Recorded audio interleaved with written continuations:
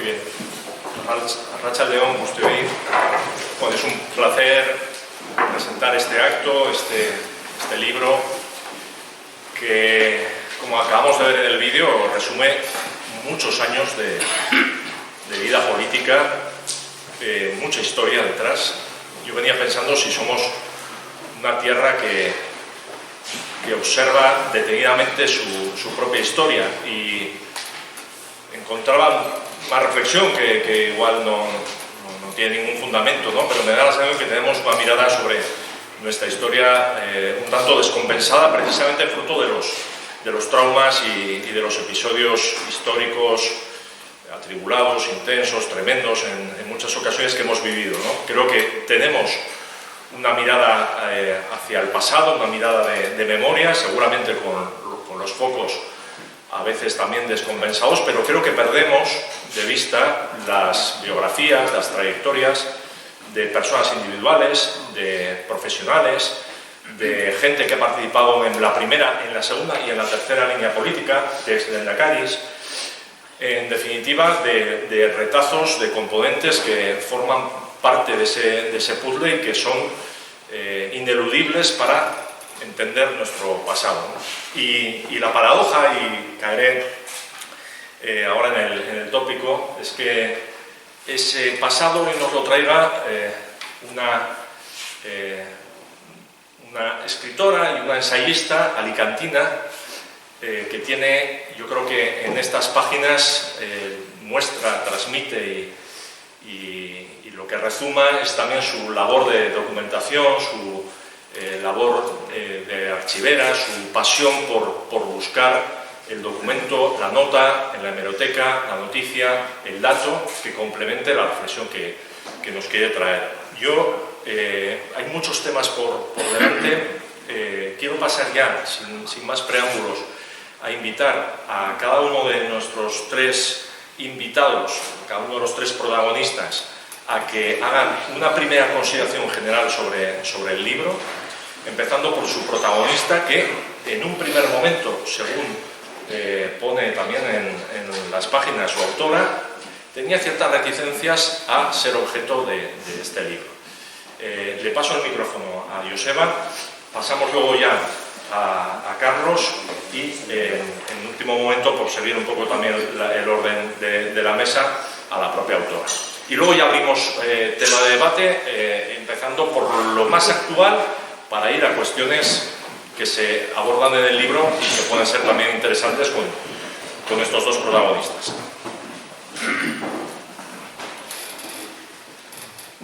Bueno, eskerrik asko. Lehenik eta behin, eskerrik asko aurkezpen honetara etxegatik. Zuei urtetan zean borroka eta ilusio askoren kide izan zaretenei.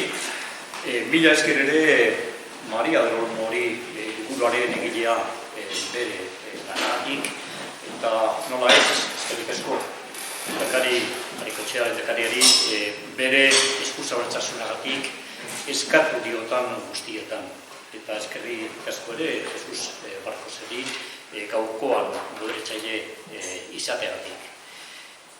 En euskera, que gracias a todos y a todas vosotros, y además es un placer el con gente a los cuales conoces desde hace muchísimos años y que también desde hace muchos años no has vuelto a reencontrarte, gente que comparte posiciones ideológicas parecidas, similares, y gente que simplemente son buenos amigos, ¿no? Y eso es lo importante también en la vida, ¿no? Gracias a Lehendakari Arikotxea, ¿no? Primero por la generosidad de siempre, que en mi caso siempre me ha demostrado. También porque me ha aguantado mucho, ¿verdad? Y sobre todo por todo lo que continúa transmitiendo de compromiso con este pueblo, desde una voluntad inquebrantable por la independencia de nuestro país, desde posiciones progresistas. Eskerrik asko, lehendakari. Ahí yo creo que formas parte de ese grupo de lehendakaris muy pequeño que sin duda van a dejar huella, cuando menos quienes en este país consideramos independentistas, ¿no? Lehendakari Aguirre, por orden, Lehendakari Arikotxea, Lehendakari Ibarretxe, ya hay pequeño, ¿no? María del Olmo, la primavera del año pasado, me trasladó que quería hacer un libro sobre mi trayectoria política prácticamente desde el año 1968 hasta ahora, ¿no? Ya antes ella ya había hecho un trabajo, una especie de, no sé, de dos miradas sobre la problemática vasca entre el filósofo Javier Sálava y yo mismo, y por lo tanto ya nos conocíamos de un año antes de todo esto. Cuando ella me transmite que quiere hacer un libro sobre esa trayectoria política, yo le digo, y además se recoge en el libro, que prefiero que no lo haga. Prefiero que no lo haga porque me siento incómodo en un libro de alguien que llena 500 páginas hablando de mí, ¿no? Sobre todo porque creo que yo soy uno más en un engranaje en este país que ha tenido un compromiso con su país, con el progreso social también de nuestro país, y que por lo tanto pues que no creo que merecía tal cosa. Bueno, ella responde categóricamente que el libro es suyo y que va a hacer lo que tiene que hacer, y por lo tanto ante una decisión tan rotunda como esta, pues lo que sí hago, me adelanto para evitar algún error en el libro, pues sí que me comprometí a hacer una revisión de fechas y de nombres, pues acaso en alguna cosa pues había algún tipo de equivocación. Pero en el transcurso del libro, el verano del año pasado, ya me fui pasando trozos de lo que iba escribiendo y a la vez introducía, yo creo que de manera inteligente, alguna pregunta para que yo respondiera. Bueno, pero han sido pocas y sobre todo he intentado responder de una forma, intentando sobre todo no influir en la posición que ella quería trasladar al libro sobre lo que había sido mi trayectoria política de todos estos años, ¿no? Creo que es importante, como decía Jesús, que alguien que a 700 kilómetros de distancia de nuestro país pues haya sabido recoger en un libro como estos, pues bueno, la trayectoria mía, pero en definitiva también la trayectoria de otras muchas personas que, bueno, pues que han trabajado desde hace décadas por este pueblo, ¿no? Yo voy a hablar poquísimo de mí, porque, bueno, pues la mayor parte, o casi todos los que estáis aquí ya me conocéis, para bien o para mal, pero ya me conocéis y por lo tanto nada de lo que os diga estoy seguro que os va a extrañar, ¿no? Bueno, todos los que hemos aceptado un compromiso político lo hemos hecho o bien pues, por nuestro entorno familiar, por nuestro entorno de amistades y todos hemos tenido también un referente a la hora de enfocar nuestra trayectoria política en momentos determinados, ¿no? Sin duda mis referentes han sido mis padres, desde el inicio. Y mi referente político sin duda ha sido el de Lehendakari Garaikoetxea desde hace muchísimas décadas también, ¿no? Yo soy independentista vasco porque lo he mamado en mi casa, porque eso es lo que he aprendido de mis aitas. Yo provengo de una familia, bueno, muy represaliada por el franquismo, pero no menos que otras muchísimas familias en nuestro país. Desde mis aitonas hasta mis aitas. Mis aitonas les quitaron todo lo que tenían, desde el caserío que tenían en Armayona hasta, bueno, es mucho peor, la vida de uno de sus hijos, que con 21 años lo fusilaron en Derio, o la privación de libertad de otro de sus hijos, que con 17 años fue encarcelado y estuvo un montón de años en la cárcel y que después fue mi padre, ¿no? Por lo tanto, yo he vivido lo que ha sido la represión franquista, lo he vivido en mi propia casa. Pero hay algo que no arrebataron ni a mi familia ni creo que a miles de familias de nuestro país, que es la dignidad. Y es el concepto de pertenencia a un país determinado, en este caso a Euskadi, Euskal Herria, ¿no? Y a pesar de todo lo que sufrieron, yo hay una enseñanza que tengo de ellos y que agradeceré toda mi vida, ¿no? Que es que nunca me enseñaron a odiar y que siempre me enseñaron que la respuesta que había que dar a la represión era fundamentalmente seguir trabajando por los ideales que cada uno políticamente tenía. Yo comencé a militar en la clandestinidad en el año 68 con 17 años, tuve 3 años liberado. Después participé de la vida interna inicialmente del Partido Nacionalista Vasco y después de Eusko Alkartasuna. Y es decir, y además luego los hechos lo demuestran, mi intención nunca fue dedicarme a la vida política, incluso ni participar institucionalmente en la vida política. De hecho, yo he cotizado 44 años en la Seguridad Social y han sido 22 años en los que he participado en la vida política y otros 22 en la empresa privada. Y he estado entrando y saliendo de la vida política en 2 o tres ocasiones. Hasta tal punto de que cuando termina o se inicia el periodo predemocrático, yo tomo la decisión de comenzar a trabajar en la empresa privada y bueno, saco un examen, una selección adelante y comienzo en el Grupo Mondragón en el año 78. La verdad es que duró muy poco porque ese mismo año, el año 79, pues me dicen que tengo que sustituir a José Ángel Cuerda, que había sido quien había encabezado la candidatura al Parlamento Español en las primeras elecciones democráticas, pero después fue elegido alcalde de Gasteiz y yo, como iba en segundo lugar, pues le sustituí.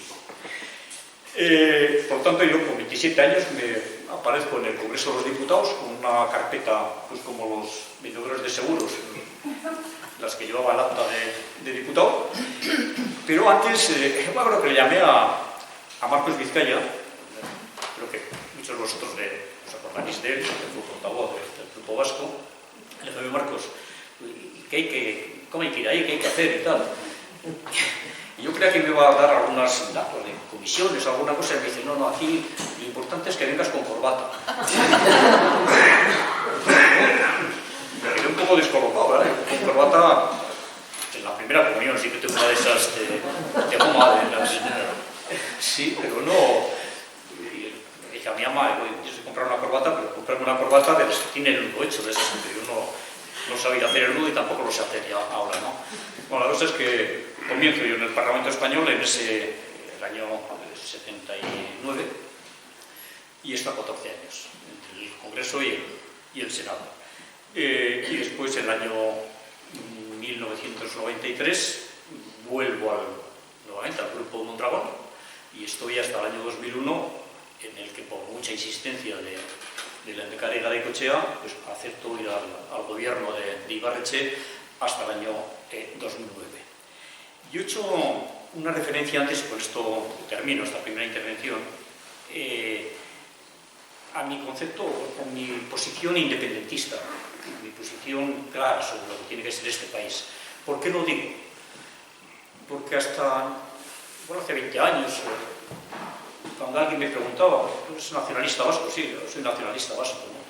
Pero desde que yo comencé a escuchar desde sectores del nacionalismo vasco democrático, y también desde el nacionalismo catalán democrático, hablar del nacionalismo como, y en el caso nuestro, decir, bueno, es importante un pacto con España para sentirnos cómodos en España. Dije, no, y yo no me quiero sentir cómodo en España. En todo caso, quiero sentirme cómodo en mi propio país. Por lo tanto, cada vez que a mí se me pregunta mi posición sobre el país, sobre qué quiero para mi pueblo, lo tengo clarísimo, que soy independentista vasco. Voy terminando. Yo he hecho siempre, casi todas las apuestas que yo he hecho han sido por causas perdidas. Pero también he tenido muy claro que solamente se pierden aquellas apuestas, aquellas luchas, aquellos trabajos que se inician y que no hay que abandonarlos, que hay que seguirlos hasta el final para tener sobre todo la conciencia tranquila. Hay mucha gente que me dice, bueno, es que lo tuyo es una especie de problema mental a estudiar, ¿no? Porque ¿cómo se puede defender pues a las víctimas de la violencia y a la vez defender los derechos que asisten a los presos y presas vascos? Y bueno, es que yo no sabría hacer una cosa sin hacer la otra, es decir, que al final los derechos humanos es un todo, no se puede coger unos y olvidarte de otros. Por lo tanto, la apuesta por los derechos humanos es una apuesta global, ¿no? No es como, lo que recordaba, no es como la carta de un restaurante donde pides un primero, un segundo, y si pides pescadilla, pues no pides filete, ¿no? Bueno, en el caso de los vascos podemos pedirles de todo, ¿no?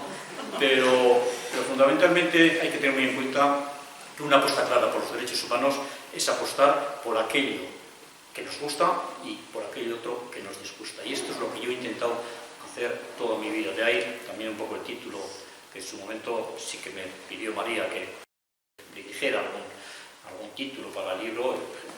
Mi apuesta ha sido siempre por la libertad y por los derechos humanos. Y bueno, luego hablaremos de más cosas. Gracias.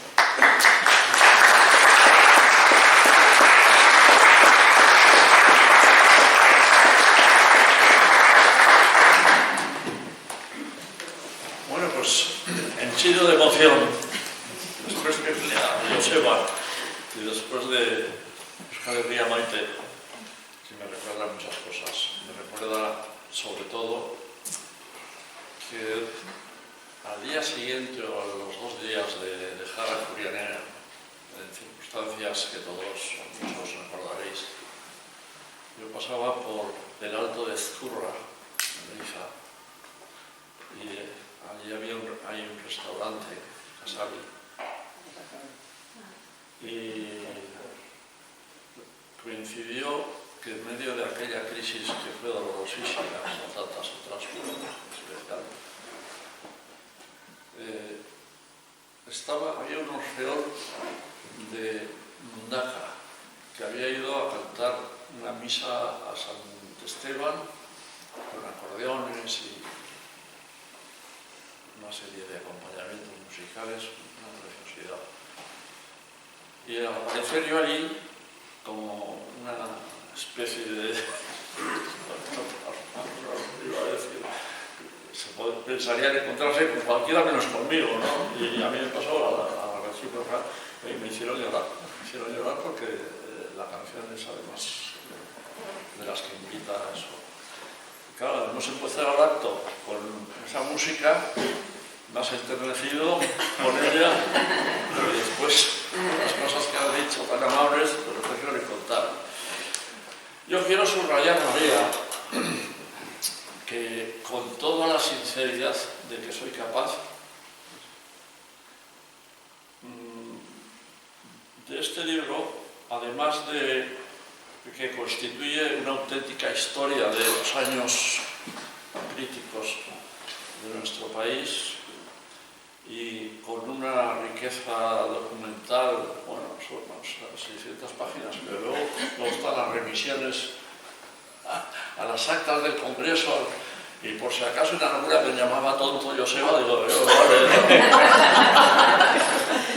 voy a leer, no voy a ser que además un tornudo aparejado. No, seriamente, es una crónica de casi todo lo que ha pasado en este país, que merece la pena contarse, y os tengo que felicitar. Y te felicito, con permiso de Joseba, especialmente a ti, porque no es fácil encontrar una persona que vive al sur del Ebro que comparta con esta generosidad, es la palabra que me sale, pues tesis y tabúes políticos que en este bendito estado son absolutamente indigeribles para la inmensa mayoría y desde luego de la gente de la información. Yo me admiro de que entiendas y asumas con esta tranquilidad y compartas pues, la expresión de aspiraciones que, como digo antes, son incomprensibles para mucha gente de nuestra querida España, en la que decir que eres independentista, etcétera, etcétera, es decir, como tal. Antes de venir aquí estaba viendo la última crónica que daban de las escuchas de CSIC y estaban contando que habían espiado, mientras estaban reunidos los catalanes y el gobierno español al máximo nivel, estaban con el permiso de la autoridad competente, de los jueces y, por supuesto, del CSIC, pues estaban destripados y expiados sus interlocutores. Claro, y eso es tremendo, ¿no? O sea, que vayas a unas conversaciones, se supone que con la esperanza de hablar realmente, de entenderte, aunque no compartas lo que va a decir tu interlocutor, y que resulte que te están haciendo la trampa de espiarte para luego darte bien nada. Y, por cierto, pues hablado de 40, pues además de los 21 que había autorizado esta manera la directora del CSIC, pero a saberlo. Bueno, yo que soy de la edad de piedra del espionaje, como sabéis, tengo el orgullo de haber sido uno de los primeros espiados de este país. Y comparto el mérito de haber soportado aquello con mi mujer, que es la principal perjudicada, porque se pasó el día hablando con su hermana. Y dice, ¡qué horror! Nos han oído todos los que nos están oyendo. Entonces, a mí, como los secretos políticos que tenía, pues no eran tampoco nada del otro mundo, pues no me importó tanto. Como de costumbre, la pagaron los de abajo, y los responsables y los jefes se fueron de rositas. Pero esto venía a cuenta de que antes de venir aquí estaba oyendo la vergüenza de este espionaje, la vergüenza no solo de los espías y de los que se dedican a espiar, sino de los magistrados que se dedican a autorizar que se espíe. Eso para mí es muy grave. Toda intervención requiere la utilización del consiguiente ni más ni menos que magistrado del Tribunal Supremo. Pero en fin, estoy yendo de cosas ahora, yo ya que estoy hablando introductorio, y sobre todo quería echarte un piropo en el sentido de que es admirable cómo asumes, entiendes, se nota en la manera en que lo escribes, cómo comprendes que es una causa tan poco popular a lo largo y ancho de la península, y eso no es normal. Muchas gracias por eso y mi felicitación por tu objetividad y tu capacidad de entender a los demás. Y a Joseba, pues por dar el guión de esta crónica de los últimos 50 años. ¿Cuántos son? Más todavía. Si contamos los tuyos, más todavía. Porque la verdad es que leer este libro es reverdecer prácticamente la historia del país, la que hemos vivido, sobre todo los que hemos estado en activo y hemos estado en lugares comprometidos, y muy bien contada y con mucha precisión. Así que enhorabuena por participado y muchas gracias, especialmente a ti, Mario. Y a ti porque me tratas bien, ya tenía especulaciones, no te creas, y con cierta atención a ver si me llevabas.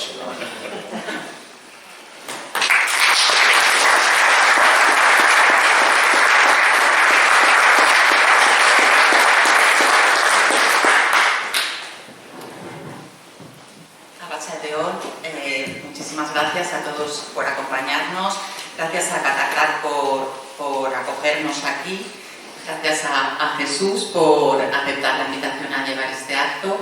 Y bueno, quiero decir que, bueno, gracias al Lehendakari y a Joseba, pero es que a ellos les voy a hablar ahora en concreto directamente. Es la tercera presentación que hemos hecho, y siempre ponemos primero el vídeo. A mí me ha emocionado muchísimo oírles cantar la canción, me ha emocionado muchísimo. Bueno, yo creo que Unamuno me envidiaría, lo estaba pensando mientras hablaban ellos, porque a mí que Unamuno me gusta, el Unamuno novelista, el de Abel Sánchez y el que se pelea con sus personajes y si viven o no. Es un privilegio enorme que los personajes sobre los que escribo estén aquí y hablen. Entonces, bueno, pues me parece un honor inmenso. Yo voy a empezar hablando del lehendakari Garaycoetxea. Carlos Garaycoetxea es el primer lehendakari después de la dictadura y, partiendo de cero, es el responsable máximo de poner en marcha una administración, la Hacienda, Sanidad, Educación, Ertzaintza, etc. Excepto en la infancia y primera juventud de Azcárraga, la presencia de Carlos Garaycoetxea es constante en este libro.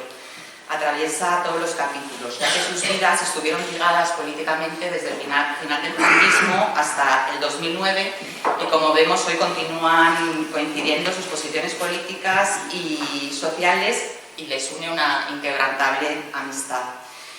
Joseba Azcárraga recuerda perfectamente el primer encuentro que tuvo con el lehendakari y a mí me lo relató. Y fue en 1976, en medio del proceso de la ley de la reforma, y ellos estaban ya organizando la asamblea de Pamplona. Y me contó Joseba, yo había oído hablar de él a Juan de Ajuriaguerra, pero lo conocí en la calle Ramón María Lili de Donostia, en el número 8, donde el partido disponía de un local camuflado a cuyo frente estaba Joaquín Inchausti. Me causó una inmejorable impresión. Además, en el prólogo que le hace el filósofo Javier Sadaba a Joseba Azcárraga en sus memorias, dice: su empatía hacia Garaycoetxea salta a la luz. Bueno, aquí también lo vemos. Sin embargo, a mí lo que más me emociona, sabiendo ahora bien lo que es para Joseba Azcárraga Euskal Herria, es que lo que él ha dicho, cuando se refiere al lehendakari, se refiere a tres: a Aguirre, a Garaycoetxea y a Ibarretxe. Y especialmente a los dos últimos, porque los ha conocido bien y porque él considera que ha sido un privilegio poder trabajar con ellos.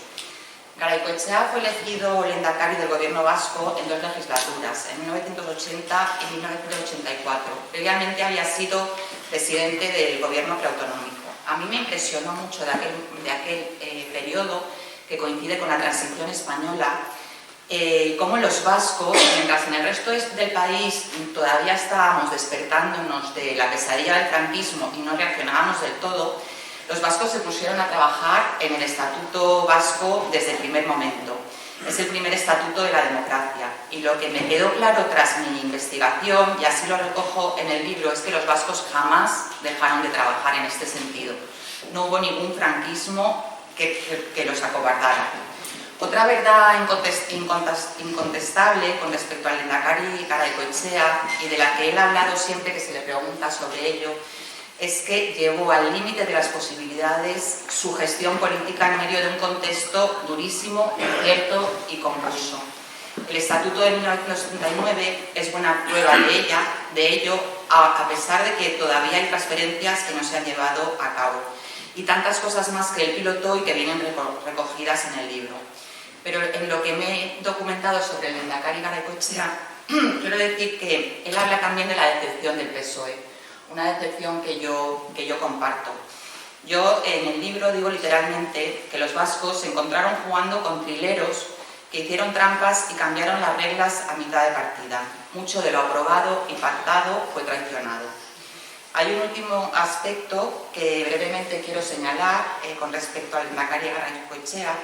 En tiempos en los que los principios políticos tienen poca consistencia y sufren variaciones constantes dependiendo de intereses diversos, y en los que la socialdemocracia está muy devaluada precisamente por esto, en la defensa honesta e inflexible del ideario de la socialdemocracia estuvieron juntos el lehendakari Garaycoetxea y Joseba Azcárraga.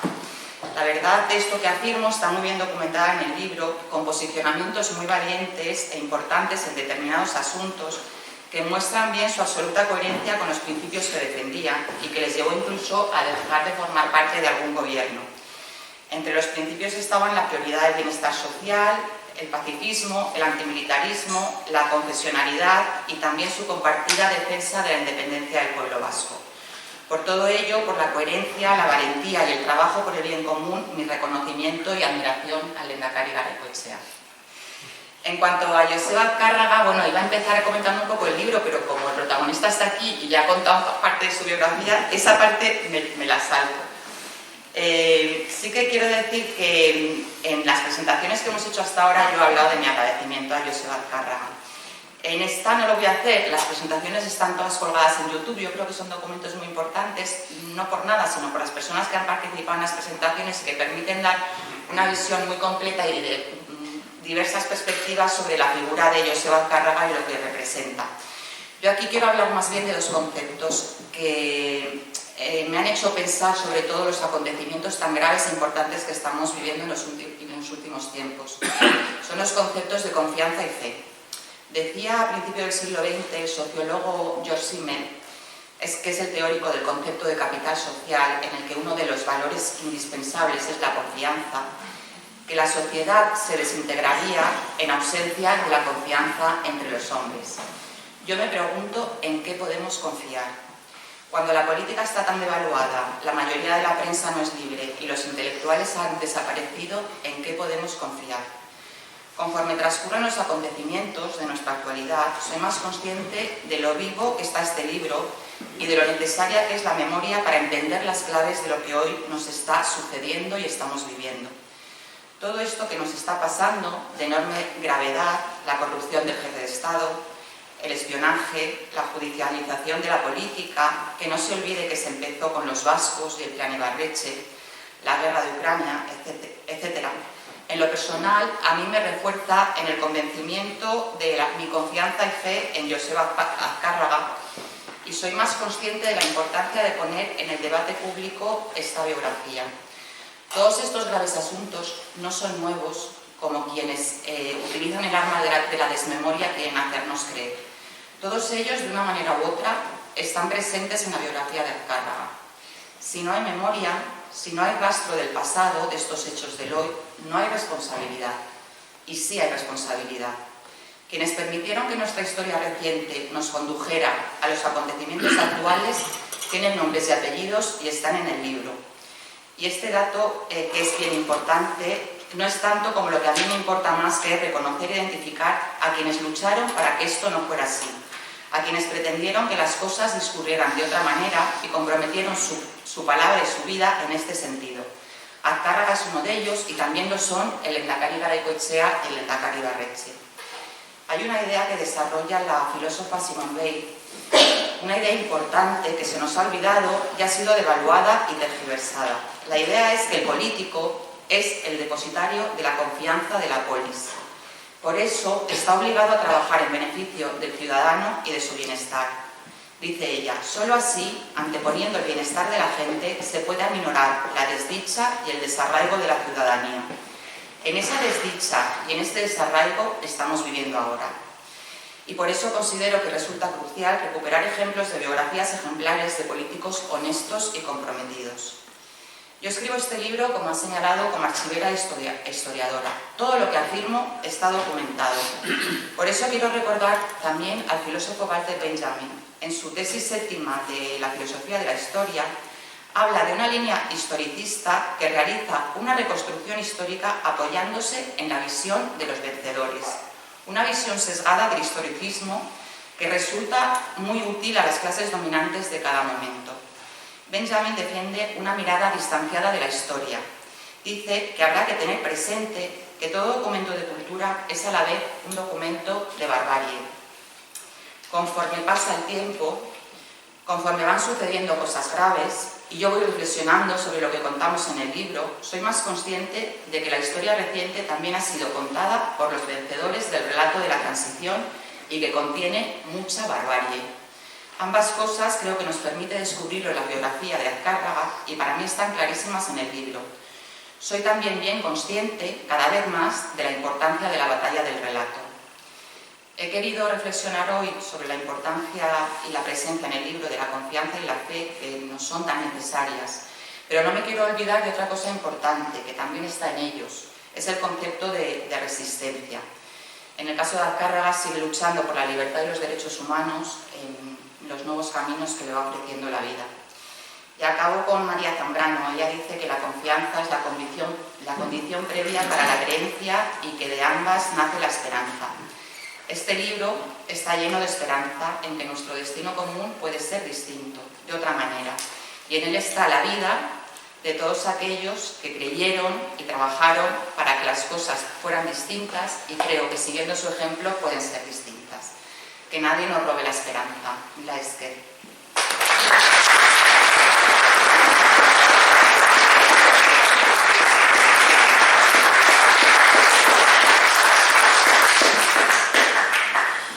Decía María, hablaba de unos cuantos temas de pura actualidad y desde luego estamos en semanas, en meses donde la intensidad informativa es tan grande que además en cada una de las cuestiones que irrumpen en la información, en la actualidad, si hacemos catas, ¿no? Encontraríamos cuestiones estructurales que se arrastran desde hace décadas, que por lo tanto con la trayectoria que tienen aquí Joseba y Carlos podemos abordar, aunque sea punteando brevemente algunas de esas cuestiones de actualidad y tirando del hilo y comprobando, pues eso, en décadas anteriores, los 80, los 90, la primera década de este siglo, cómo bueno, pues, ha habido que trabajar, ha habido que denunciar, se ha avanzado, se ha retrocedido, bueno, es materia de debate.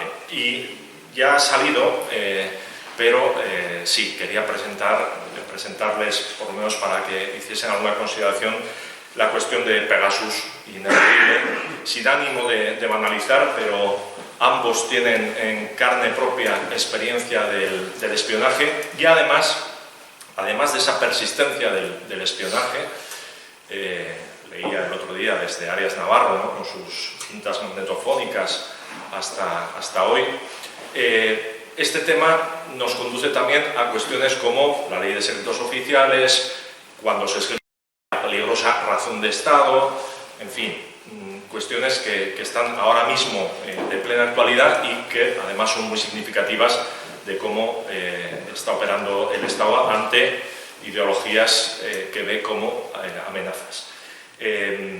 Yo lo primero quería, Joseba, que nos contaras tu propia experiencia. Carlos ya ha hecho un esbozo, bueno, pues cómo lo viviste en carne propia y cómo lo peleaste o cómo lo debatiste en el Congreso de los Diputados.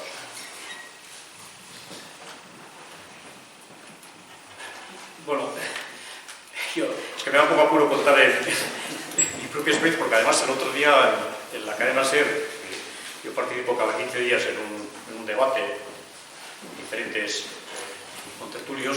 El lunes pasado nos preguntaron, recibimos Iñaki Sagasti y yo, y a ambos nos preguntaron sobre nuestra experiencia en relación, bueno, pues con todo el tema del espionaje y todo esto, ¿no? Y bueno, yo conté, posible que algunos de vosotros lo hayáis subido, lo hayáis leído porque ha salido publicado estos días, la experiencia más reciente. Sí, hay otra en la que en su momento Perote, el famoso espía, manifestó a través del periódico El Mundo cómo en su momento nos habían puesto unos micrófonos creo que era a Chema Montero y a mí en nuestras casas. La verdad que nunca me preocupé si en mi casa había algún micrófono, pero de otras formas no lo sé. Y tampoco sé si era cierto eso, ¿no? Lo que sí es cierto es lo otro, ¿no? Lo otro es que, creo que en enero del 2015, quiero recordar que a la Red Ciudadana Sare, la Guardia Civil le requisó toda la recaudación que había obtenido en una de las manifestaciones que hicimos en Cático, que hemos venido haciendo los meses de enero, ¿no? Creo que eran 100 y pico mil euros y la Guardia Civil se lo llevó y hasta hoy, ¿no? Pero a partir de ese momento, incluso antes, yo creo que hubo todo un proceso de seguimiento constante de espionaje, de control un poco de diferentes personas que participamos entonces y que seguimos participando hoy en la Red Ciudadana Sare, ¿no? Eso fue en enero. En junio de ese año, recuerdo que era junio porque bueno, yo estaba caminando con mi hija, que estaba a punto de dar a luz, y el médico le había dicho que era bueno que paseara, y yo, como buen padre, la acompañaba a dar paseos, y nos acercamos andando desde su casa hasta la sede de la Red Ciudadana Sare en Gasteiz, a recoger unos papeles. Justo al salir de la red, de la sede de Sare, y dar la vuelta a la calle, me encuentro de frente con dos personas jóvenes con zapatillas de deporte, todo esto muy natural, ¿no? Que se quedan así pendientes. Yo creo que estaban vigilando la sede, pero no esperaban que yo apareciese por allí, ¿no? Pero ya que había aparecido, pues dijeron, bueno, pues vamos a ver a dónde va este, ¿no? Entonces, bueno, fui con mi hija caminando hasta la parada del tranvía en la avenida de Gasteiz, frente al Palacio Europa, y estábamos sentados en un banco esperando al tranvía y de repente veo que uno de los jóvenes estos pues también aparece allí y se monta, nos montamos en el tranvía. Y ahí va Mosca con todo esto.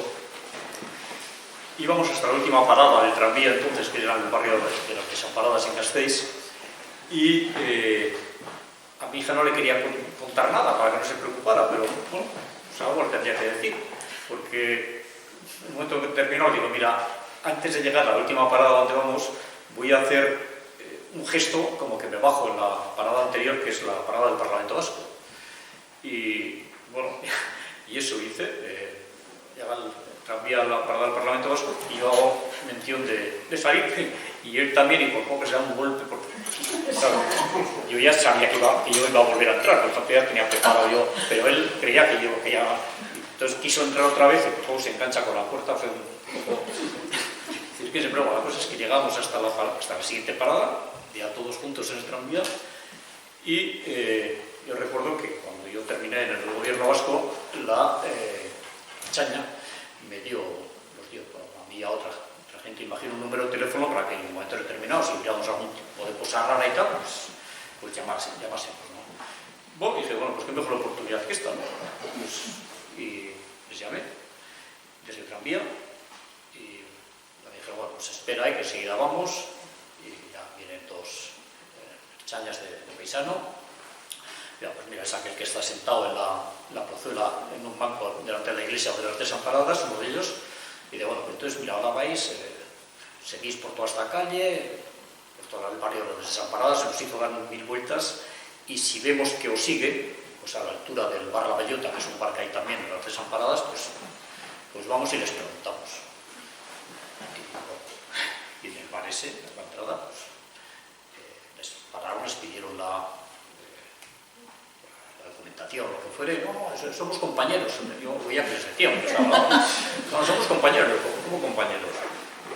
No, somos del CNI. ¿Y por qué están ustedes siguiendo la carga? No, tenemos no sé, yo creo que dijeron mandato, pero tampoco estoy seguro. No, tenemos mandato y tal. Y bueno, ya tomaron algún tipo de datos, cosas, y ya me informan, esto nos han dicho que te están siguiendo. Y bueno, y yo seguí mi caminar con mi hija hasta su casa, y también me los encuentro allí, ¿no? A la altura del Carrefour en la Chavaleta, y ya estaba tan harto que me fui a ellos.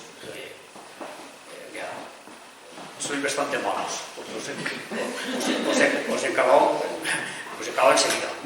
enseguida. Pues vais a tener que presentar a las oposiciones de septiembre.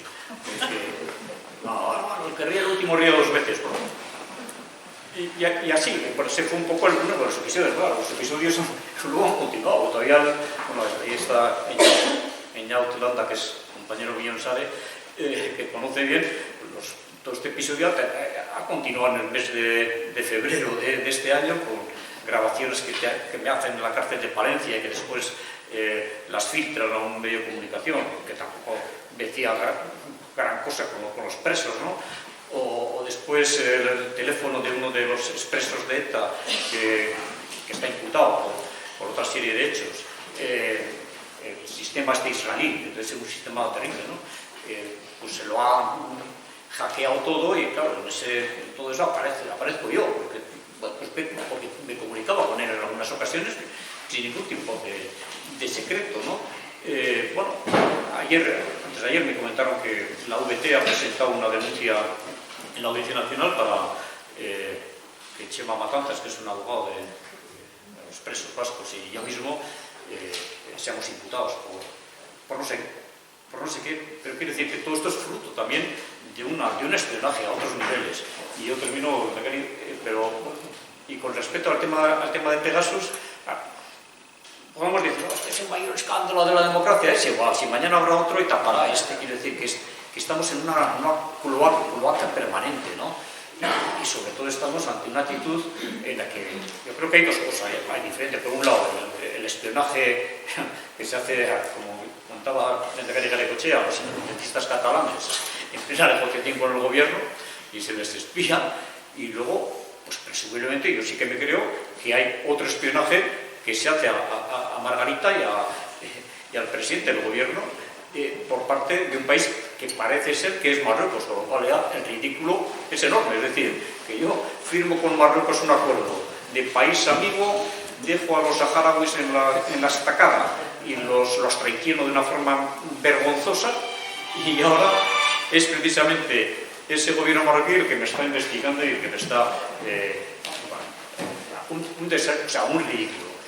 Y termino con esto. Luego, eso que dicen que el hábito no hace al monje, pues en el tema de Margarita Robles, el hábito hace al monje, claro que el hábito hace al monje.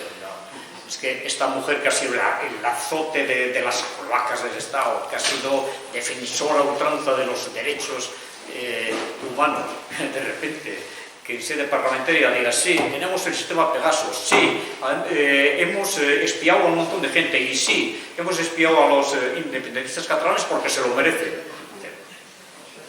Terrible, terrible. Pero tragamos todo.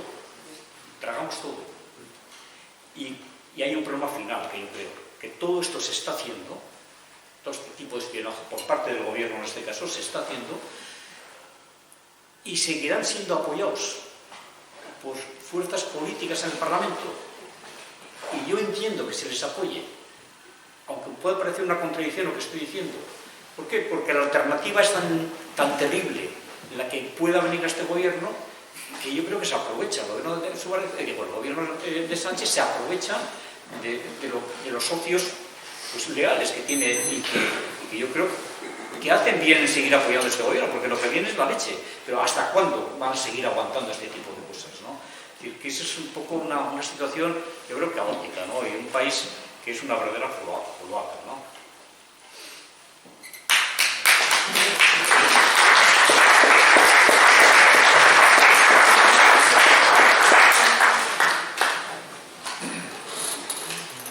Pues yo no sé qué añadir, Joseba, pero empiezo porque me produce escalofrío cuando oigo, leo la noticia de que unos señores que hacen artilugios estos, pues se los venden a los estados y son clientes los estados.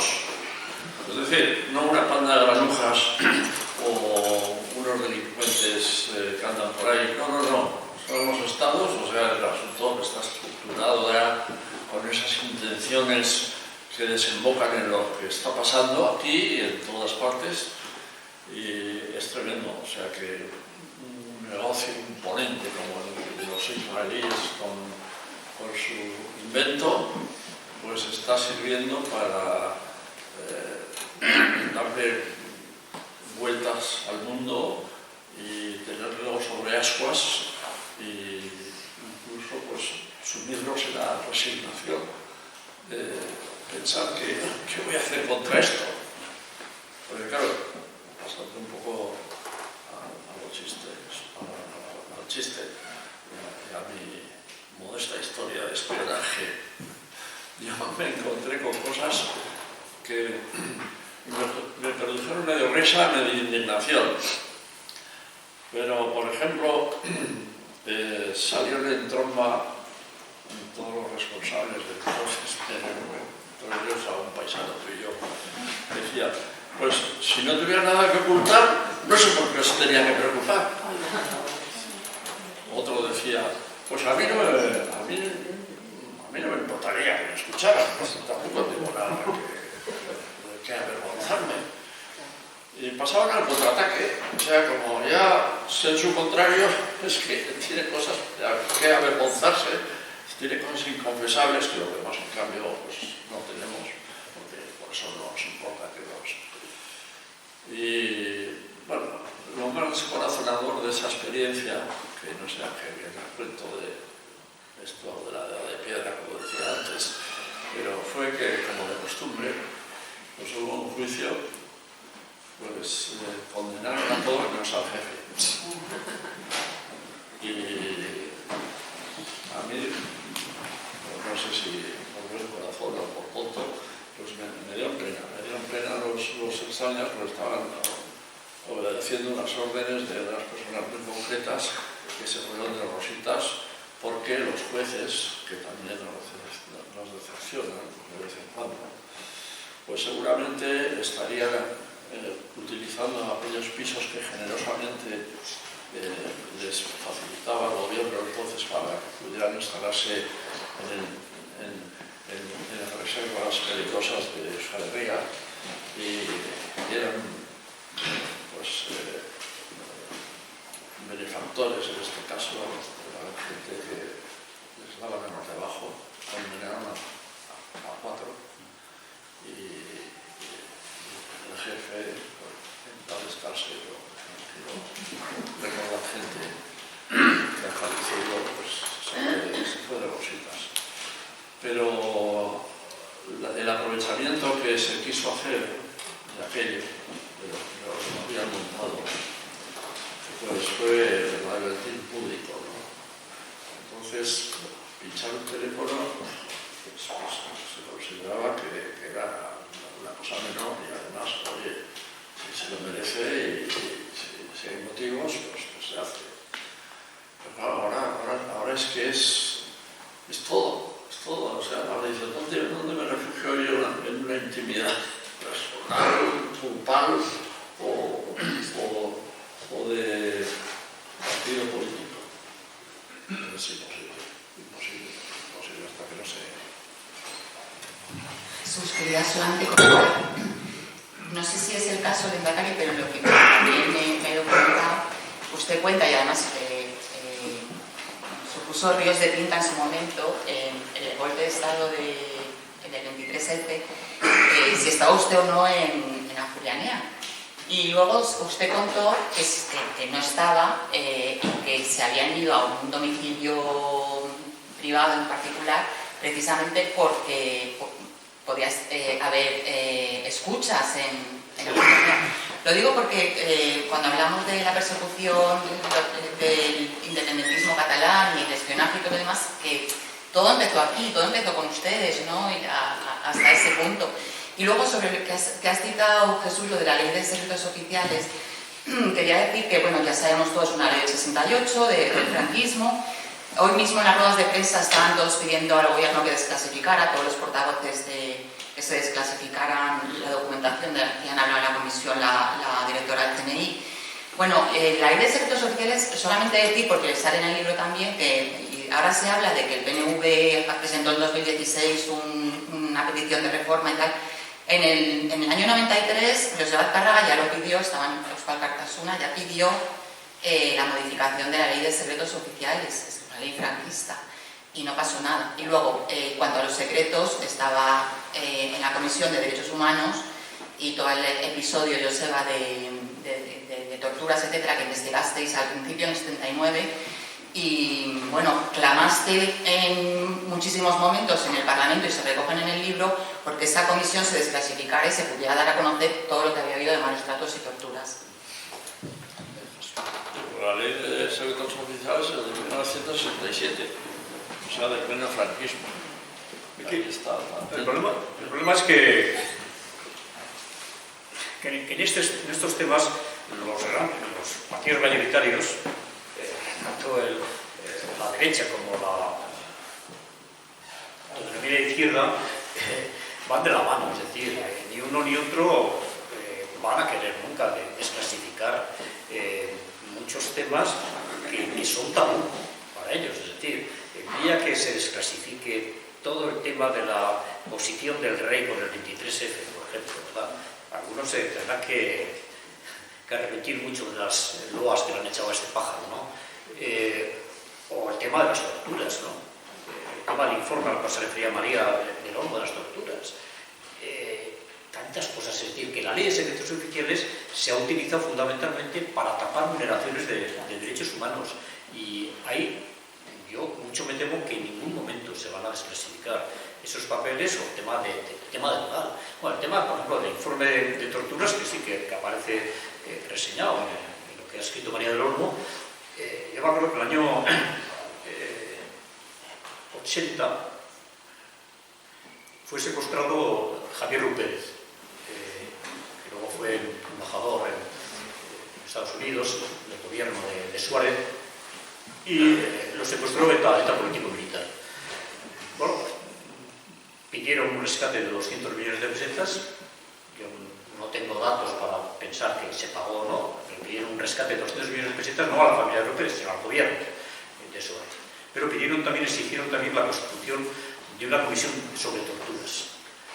Y entonces esa comisión se creó una comisión sobre torturas en la cual participamos, pues recuerdo que estaba Donato Fuego, que es un histórico socialista, no sé si vive ya, Soler Barberá, que socialista, no, del PC catalán, Andrés Maturana, que era un socialista vasco, y yo mismo, y de presidente de aquella comisión estaba José Bono, el que luego ha sido tantas cosas en este país, ¿no? Pero yo me acuerdo que esa comisión, porque es un poco cómo funciona todo esto, ¿no? Esa comisión nos trasladamos a Bilbao, al Colegio de Abogados de Bilbao, donde nos dejan una sala y un aparato, un magnetofón de grabación de esos antiguos, esos andes, de esos con esas cintas de bueno, un cacharro. Y entonces allí fueron pasando por aquella comisión pues personas que fueron trasladándonos pues todo lo que habían sufrido en los centros de detención, sobre todo en Chabrondo, en La Salve, gente torturada por la Guardia Civil, ¿no? Me acuerdo del tema de Tomás Linata, por ejemplo, que no sé si recordáis, ¿no? Que aquel hombre no tenía un centímetro de su piel sin moratones, ¿no? Algo terrible, ¿no? Bueno, y allí nos informaron de cómo habían sido las torturas, todo con 1000 detalles, ¿no? Y aquello se grabó. Y todos los que estábamos en aquel grupo de diputados convenimos que era terrible lo que estábamos escuchando y que era necesario trasladar todo esto y denunciarlo en el Parlamento. Estando en Bilbao, quisimos visitar un centro de detención, en concreto el de La Salve. Y el general Sá de Santa María, que entonces era jefe de muchas cosas, entre otros, de la Guardia Civil, lo impidió. Es decir, que el general Santa María mandaba más que una comisión parlamentaria e impidió que pudiéramos ir a un centro de detención. Pero a lo que voy, se hizo un informe y ese informe se guardó en un cajón y en ningún momento el presidente de la comisión, que era José Bueno, quiso dar cuenta de ese informe al Parlamento, ni incluso en una comisión restringida. Simplemente se metió en un cajón y hasta hoy nadie ha vuelto a saber más de aquel informe. Pero así ha funcionado, es decir, que al final, cuando hablamos de casos de tortura en este país, bueno, pues han salido baratos, claro que han salido baratos, porque quien ha torturado, pues en la mayor parte de las ocasiones ha sido indultado y en ocasiones además después ha sido ascendido, ¿no?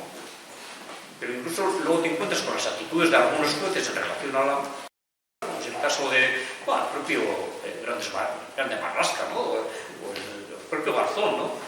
Que cuando en su propio despacho se denuncia casos de tortura, miran para otro lado. Pero luego Garzón va a Argentina y habla de las torturas en Argentina, con las abuelas de Plaza de Mayo, con las madres de Plaza de Mayo. Entonces, la forma que algunos tienen de preocuparse de lo lejano para no comprometerse con lo que tienen en casa.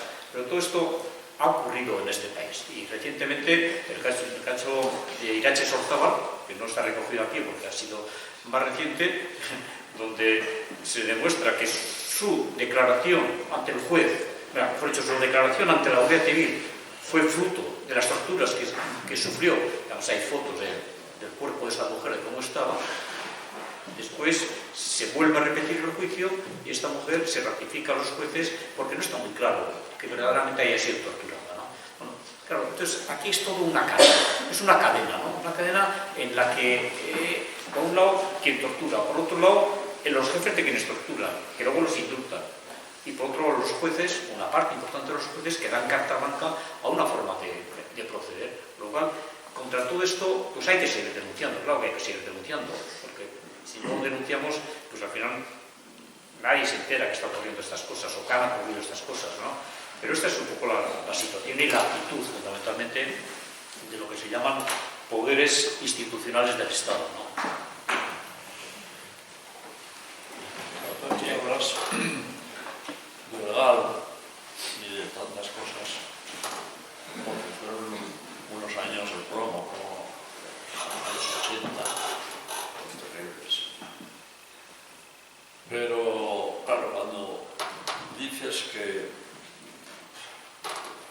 gente se pasa de rositas y ni se preocupa que le vaya a suceder nada.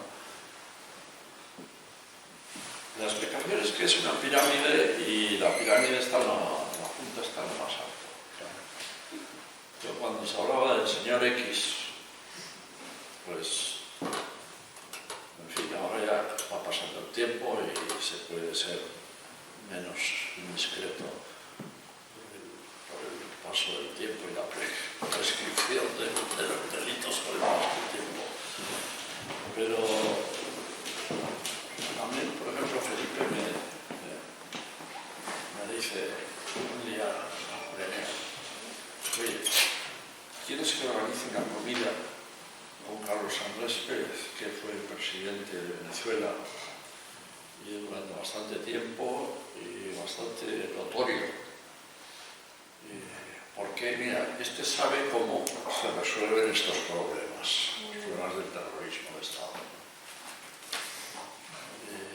Pues, no sé, vamos a sacar unas excusas porque ya vi por dónde iba y no quería que enfadarme yo con más informaciones inconvenientes.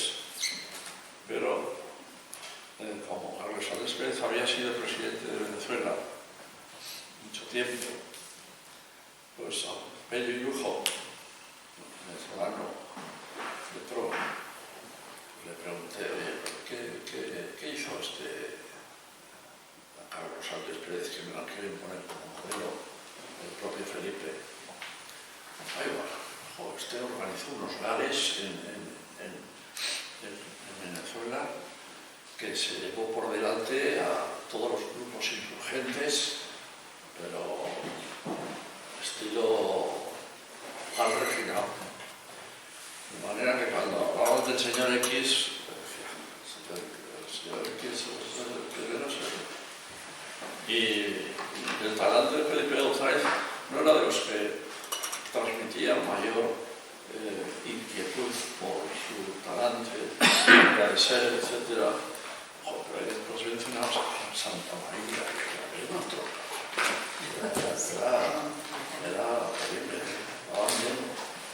Pero el problema con el tema de la ley de secretos oficiales y el tener todo bien tapado, que nadie se entere, es decir, les importa un bledo también, porque al final, había hace unos meses, yo lo escuchaba a Rafael Vera en un reportaje que también nos hicieron en Onda de Sarea a nosotros, en la Sexta Columna, un programa de televisión en el que salía Vera diciendo que sí, pues que claro, pues que había que defenderse y que por lo tanto se ha hecho, pero es que el mismo concepto, ese de que había que defenderse, a mí me lo dice el pájaro este del mérito, ¿no? En estas reuniones que hacen una vez celebradas las elecciones y que invitan a uno de cada partido a pues, esas audiencias con el rey y tal, y a mí me tocó ir no sé qué nivel. Y me acuerdo que había hablado con la Entecarina de Cochea y dije, bueno, algo le tenemos que decir a este, ¿no? Y entonces convenimos que le íbamos a llevar una carta en la cual le decíamos, primero, nosotros no reconocíamos a la monarquía, nosotros éramos republicanos, y ¿cómo vais a quitar? Pues de la misma forma que le han puesto, ¿no? Pero y luego y había otro elemento en el que había una crítica a la guerra sucia, todo. Y dice, pero es que nos tenemos que defender también, o sea, con un reconocimiento expreso del jefe del Estado, de la guerra sucia, y esto les importa un carajo, porque saben que cuentan con el beneplácito de un número importante de medios de comunicación, cuentan con el beneplácito de los jueces, etc. Bueno, por cierto, en esa reunión, en algún momento que me dice, oye, esto de la violencia habrá que arreglarlo, ¿no? Porque no vamos a estar todo el tiempo pum, pum, pum, pum. Pues dígaselo usted al presidente del gobierno, ¿no? Y dialogue. Y como no había forma de terminar esa media hora, son media hora tasada, así que tienes que rellenar algo, al final me dice, oye, dile a Arecochea que yo esquío mejor que él. Y bueno, supuestamente pensaba que esquiaba mejor que yo, igual pueda hacerse acreedor a una medalla. Bueno, son... Es que en una ocasión estábamos en las filas para tomar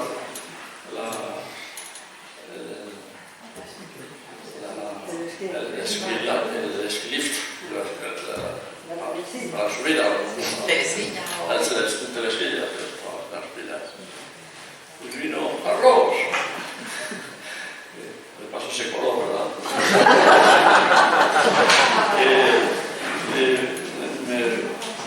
Estaba yo con salario, y entonces a saludarnos a ambos se equivocó y me cogió la mano a mí y me besó la mano. A lo gran dama de las...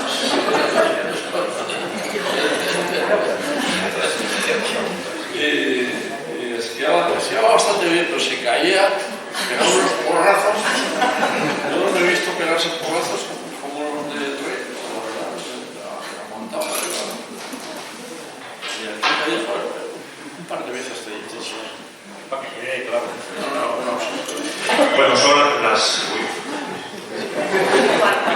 8:15. Tengo entendido que en media nos invitan a irnos cordialmente. Con lo cual, bueno, tenéis papeles para formular preguntas. Yo os pediría que si las tenéis redactadas, que ya me las paséis. Y mientras recopilo y tal, yo introduzco el último tema en la mesa y mientras voy recibiendo y hago un intento de resumen final para meter las preguntas. Mientras recibimos esas preguntas, bueno, volviendo otra vez a la actualidad y a esa perspectiva y a esa trayectoria de Joseba Azcárraga, esta semana se cumplía el 4º aniversario de la disolución de ETA.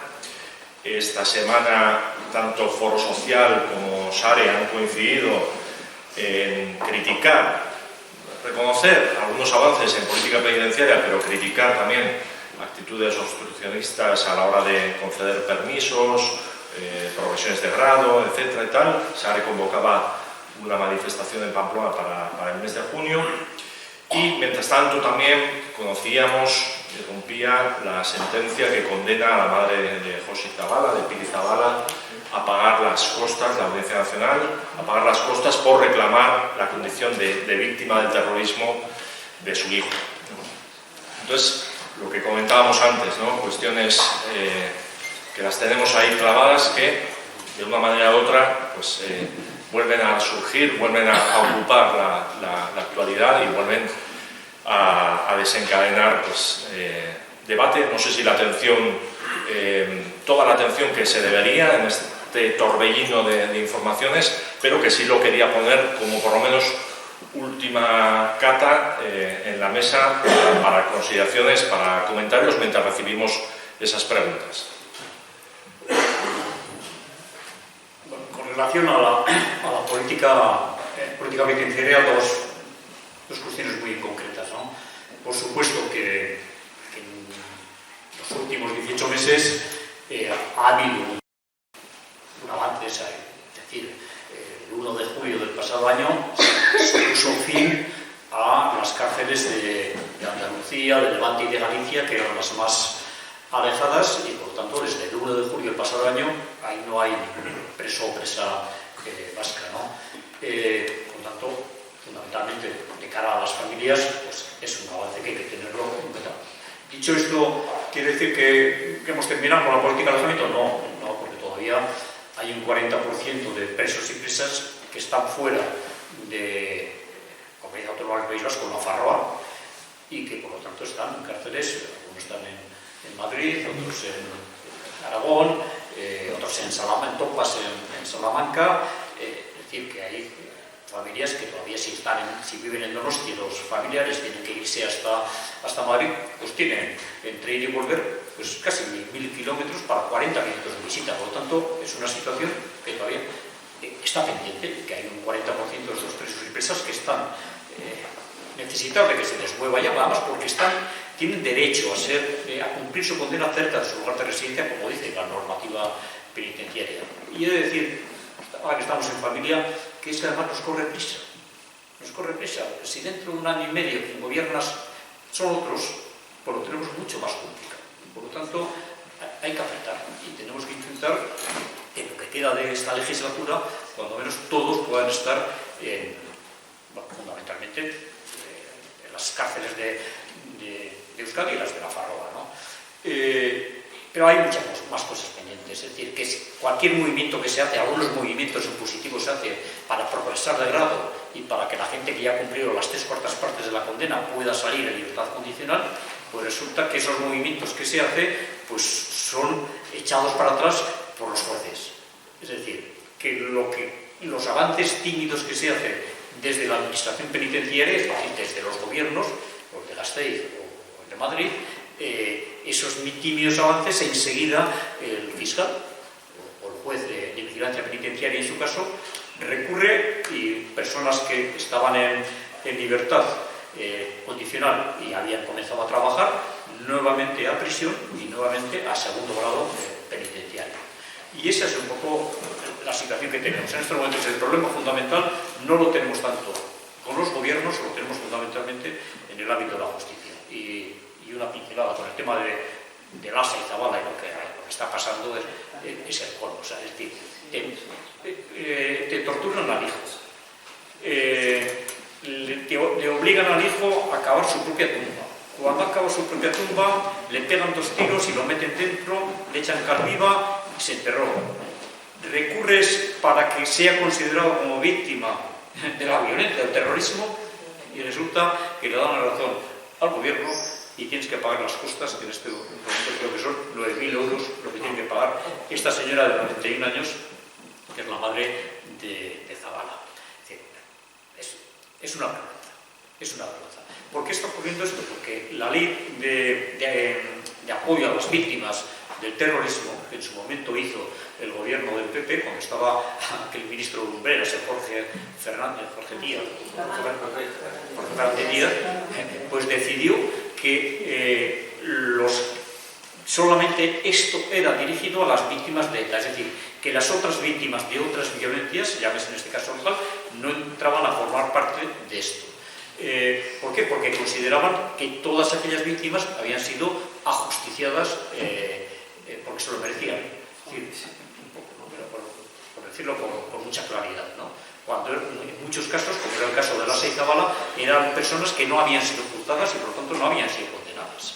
Por lo tanto, habían sido víctimas de una violencia determinada, en este caso la violencia enojada, que es la violencia de Estado. Luego esto es lo que ha ocurrido. Al final, no te reconocen como víctima y encima paga las costas del recurso que has presentado, que en este caso se elevan a 9.000 euros. Pero con esto estamos. Y esto entra también dentro, todo esto entra dentro de la ley de secretos oficiales y de esa nebulosa que ambos partidos mayoritarios quieren echar sobre lo que está pasando y lo que ha pasado en las últimas décadas en este país, ¿no?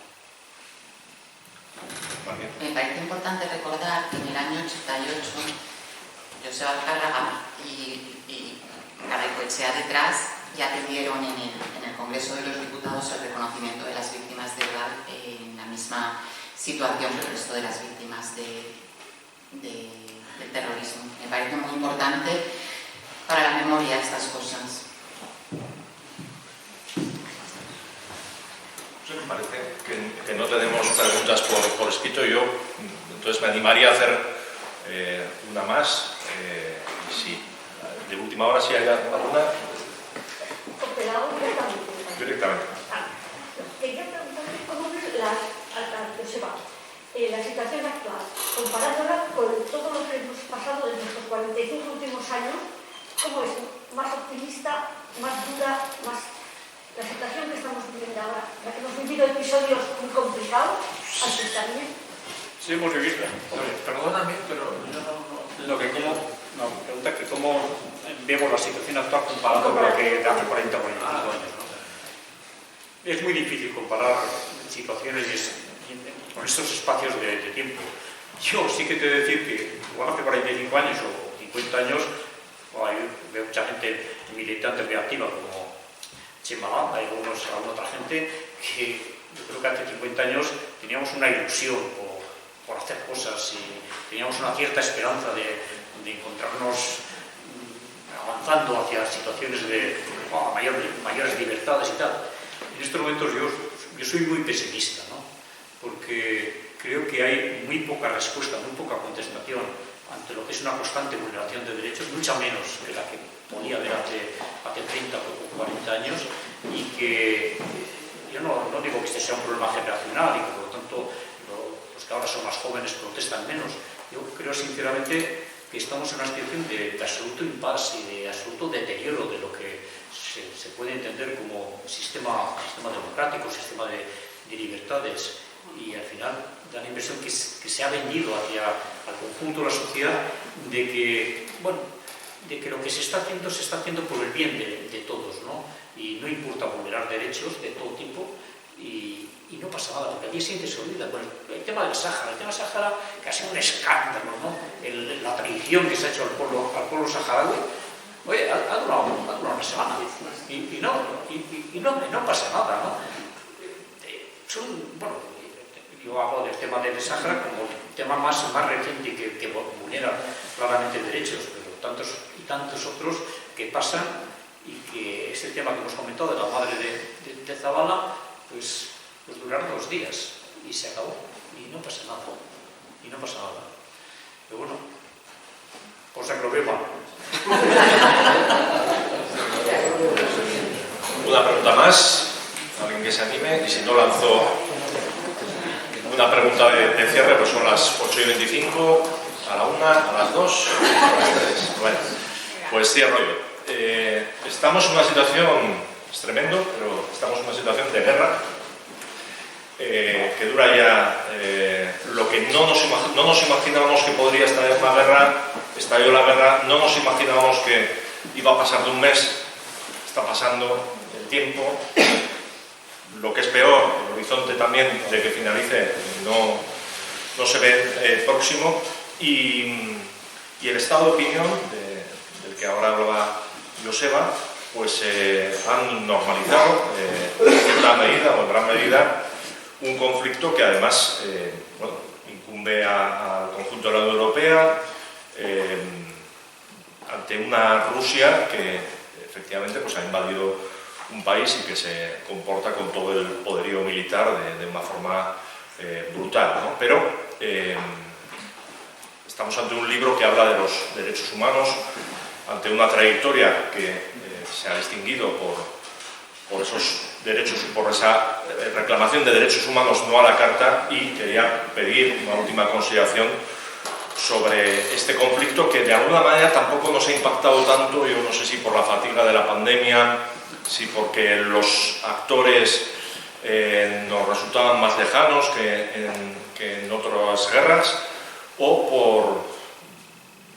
No sé exactamente, y lo traslado también a la mesa. Seguramente, según pasa el tiempo, tenemos las piezas más claras de lo que está ocurriendo, y todos estamos haciendo un máster acelerado en la zona, pero nos pillaba seguramente muy de lejos y seguramente con poca perspectiva histórica de lo que había ocurrido previamente. A mí este estado de cosas me está afectando personalmente muchísimo, porque bueno, nosotros en el 86 no estábamos por la OTAN, y por cierto pues nos vituperaron bastante por nuestra actitud. Yo me acuerdo que convencí a un montón de refractarios que había aquí hacia el sí, hacia el no, refractarios para el no, pues diciendo, entre sus objetivos está preservar la integridad territorial de los estados y tal. Esto es una indirecta para nosotros también, ¿no? Y bueno, luego la OTAN ha evolucionado de una manera mejor de lo esperado, con un equilibrio con participación de países que lo han dejado en manos exclusivas de Estados Unidos hace décadas de su ensayo. Pero a mí me da mucha pena lo que está pasando, porque la experiencia, siendo eurodiputado, de haber estado con todos los líderes de los países bálticos en vísperas de que Gorbachev empezara a abrir la mano, pero todavía con la Unión Soviética bien cerrada. Y había una representante, una señora estupenda, por cierto, de Ucrania, y estaban en plena efervescencia y proceso de liberación del yugo de la Unión Soviética, ¿no? Entonces, Gorbachev empezó a abrir la mano, pero no la abrió de repente. Claro, el pobre tampoco, el pobre, por decir algo, no lo tenía fácil. Había, me acuerdo, en uno de los lugares donde nos reunimos, en el Parlamento de Vilnius, un edificio que era el Parlamento, que a mí me sorprendía mucho, que tenía todo para rayos, tantos para rayos. No, esto es para los paracaidistas soviéticos, para que no nos puedan asaltar, porque el día anterior que habíamos estado nosotros habíamos dado 4. O sea que las cosas estaban como estaban. Pero esta gente sacó la cosa adelante. Y había rusoparlantes, sobre todo en Estonia, de las 3 bálticas, la que más tenían, en Estonia, un 40 y tantos % de rusoparlantes. O sea que el sentimiento nacional lo tenían a pesar de la influencia del idioma. Y Ucrania, por supuesto, pues era la hermana mayor de los que estaban allí reunidos.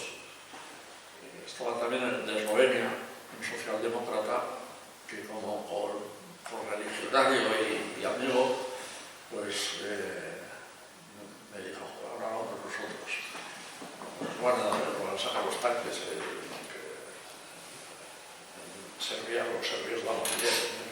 Nosotros no tenemos problema étnico, interétnico dentro de Eslovenia y vamos a salir adelante. Y efectivamente se lo sacaron muy adelante. Tuvieron problemas muy serios, en cambio, pues en Bosnia y en la propia Croacia. Pero venía hasta comentaré, perdón. Bueno, pues una reflexión sobre qué estamos viviendo, cuál es el nivel de padecimiento y el nivel de conculcación de derechos humanos, ¿no? Ante nuestras... No, yo estaba enlazando con el problema de la Unión Soviética y hoy de Rusia y Ucrania, que para mí es la preocupación mayor en este momento, porque ahí salta una chispa en cualquier momento y es catastrófica. O sea que yo estaba seguro que aquellos ucranios a los que yo conocí, pues iban a ser resistentes. Pero siempre pensaba que, claro, la resistencia sería la resistencia casi guerrillera, la resistencia callejera, que tiene una cierta duración y un cierto alcance, pero la están aguantando mucho, están aguantando muchísimo. Lo que pasa es que están destrozando el país. Ahora, para mí lo que existe es un peligro tremendo, porque es que hasta el Tantamañanas de Corea del Norte tiene unos misiles que nos liquidan a todos, con un misil. O sea, cogen un radio de 3 kilómetros y acaban con la vida de todo lo que hay ahí en ese espacio. Y para mí el momento actual pues suscita la preocupación de cómo va a terminar esa historia.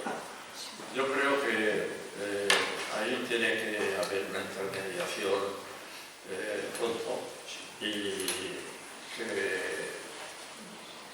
se producirá, pues como siempre, todas las negociaciones, concesiones mutuas.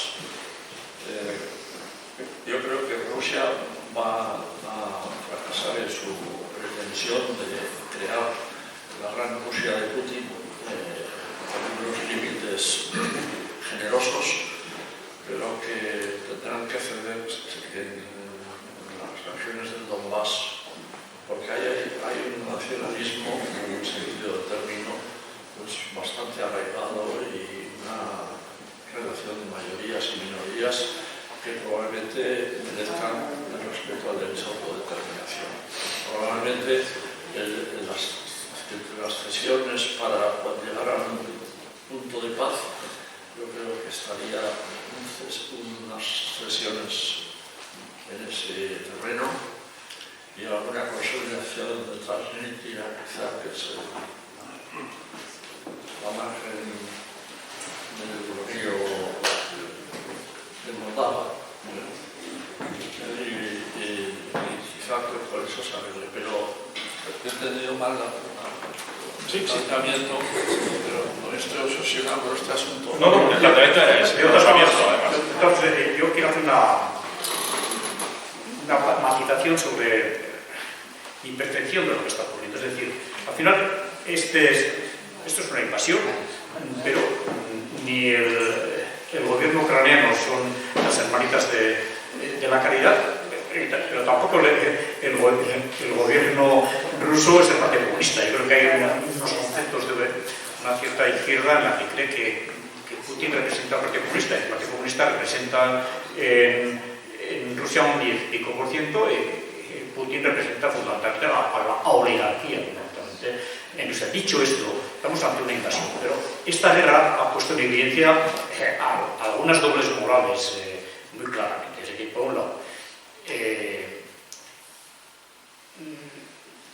mundo occidental nos movilizamos un montón por lo que está pasando en Ucrania y me parece muy bien, porque es terrible ver a la gente huir de su país, niños, gente mayor, me parece muy bien esa solidaridad, pero claro, no nos hemos movilizado lo mismo cuando se han invadido otros países como Afganistán o lo que pasa en Palestina o las concertinas en Ceuta y Melilla. Es decir, que esa es una doble moral en la que hay una mayor cercanía a unos que a otros, cuando yo creo que la solidaridad debe ser ante cualquier tipo de conflicto, cualquiera que sea el agresor o el agredido. Y luego hay un elemento, hay un filósofo francés, decía hace décadas, Paul Valéry, decía que las guerras es ese lugar donde se masacra gente que no se conoce en provecho de gente que sí se conoce pero que no se masacra.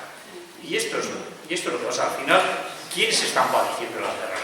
No las está padeciendo. ¿Habéis visto algún presidente de algún país que haya muerto en el campo de batalla o algún general que muera en el campo de batalla? No, lo que están muriendo es la gente que no planifica esas guerras y que no decide el participar en esas guerras. Por lo tanto, sí que es cierto, estamos ante una invasión que fundamentalmente hay que utilizar las medidas diplomáticas para terminar con todo ello, pero también es cierto que hay que buscar unas fórmulas que permitan poner fin a todo esto.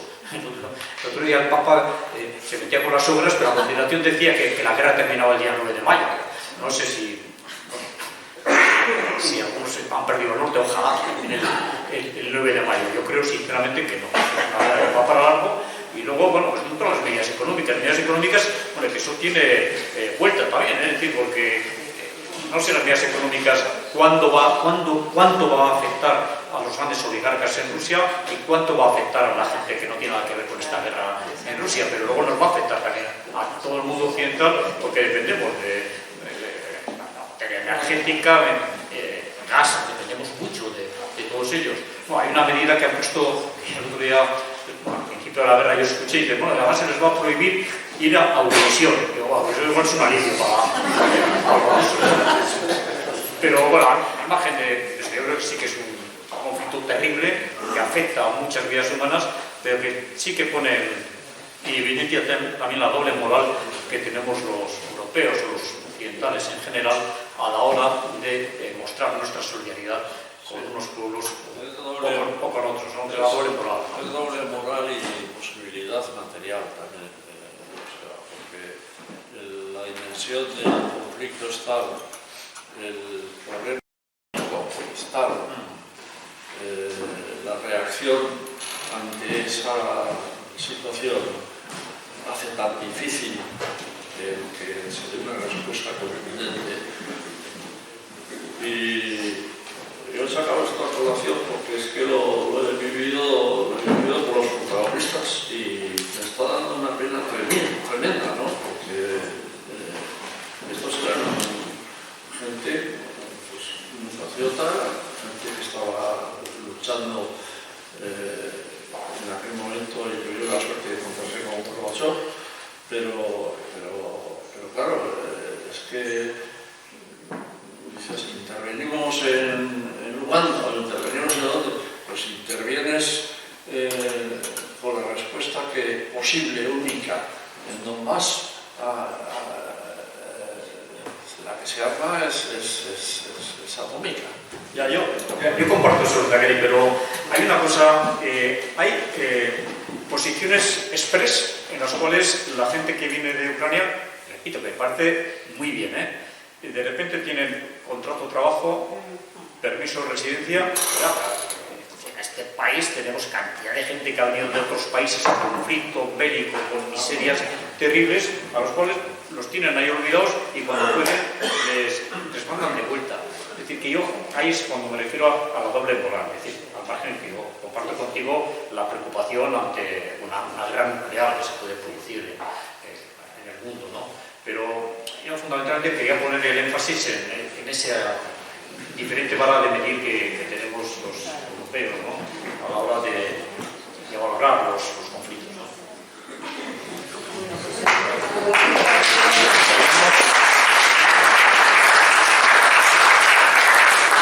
En todo caso, telegráficamente no, yo le quería pasar a la autora para que se despidiera y os diera las últimas palabras. Nada, bueno, volver a agradeceros a todos el que nos hayáis acompañado y desde luego repetir el privilegio que ha sido tenerlos y escucharlos y que, bueno, todo lo que han dicho y mucho más de todo lo que han hecho está en el libro. Muchas gracias.